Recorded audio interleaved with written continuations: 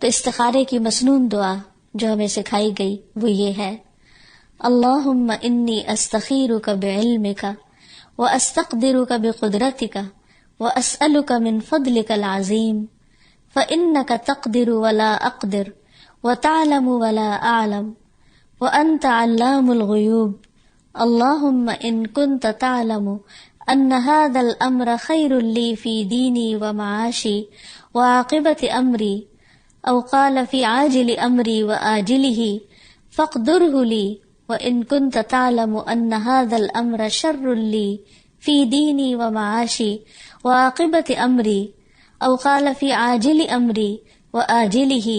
فَاصْرِفْ عَنِّي وَاصْرِفْنِي عَنْهُ وَاقْدُرْ لِي الْخَيْرَ حَيْثُ كَانَ ثُمَّ رَدِّنِي بِهِ۔ اے اللہ، میں تجھ سے تیرے علم کی بدولت خیر طلب کرتا ہوں،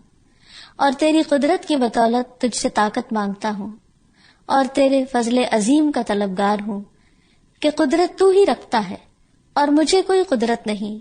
علم تجھ ہی کو ہے اور میں کچھ نہیں جانتا، اور تو تمام پوشیدہ باتوں کو جاننے والا ہے۔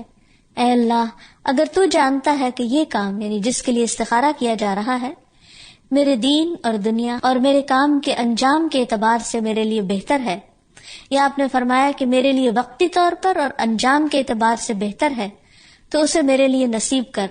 اور اگر تو جانتا ہے کہ یہ کام میرے دین، دنیا اور میرے کام کے انجام کے اعتبار سے برا ہے،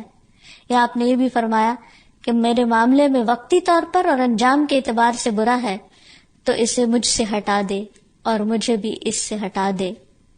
پھر میرے لیے خیر مقدر فرما دے جہاں بھی ہو، اور پھر مجھے اس پر راضی کر دے۔ تو اس میں آپ دیکھ رہے ہیں کہ سب سے پہلی بات جو کی گئی وہ ہے اللہم انی استخیرک، اے اللہ میں تجھ سے خیر طلب کرتا ہوں۔ کیوں کرتا ہوں؟ بعلمک، تیرے علم کی وجہ سے، کیونکہ تو جانتا ہے، میں نہیں جانتا۔ واستقدرک بقدرتک، اور تیری قدرت کی بدولت تجھ سے طاقت مانگتا ہوں کہ میں اس کام کو کر سکوں۔ اور پھر واسألک من فضلک العظیم، اور میں تجھ سے تیرا عظیم فضل مانگتا ہوں، یعنی میں تو جاہل ہوں، لا علم ہوں، اپنے لیے خیر کو نہیں پہچان سکتا کہ میرے لیے خیر اور بھلائی کس رخ میں ہے، کس طریقے پر ہے، کس چیز میں ہے، لیکن تو جانتا ہے اپنے مکمل علم کی وجہ سے، اپنی بھرپور قدرت کی وجہ سے۔ فَإِنَّكَ تَقْدِرُ وَلَا أَقْدِرُ، کیونکہ تو قدرت رکھتا ہے میں نہیں رکھتا،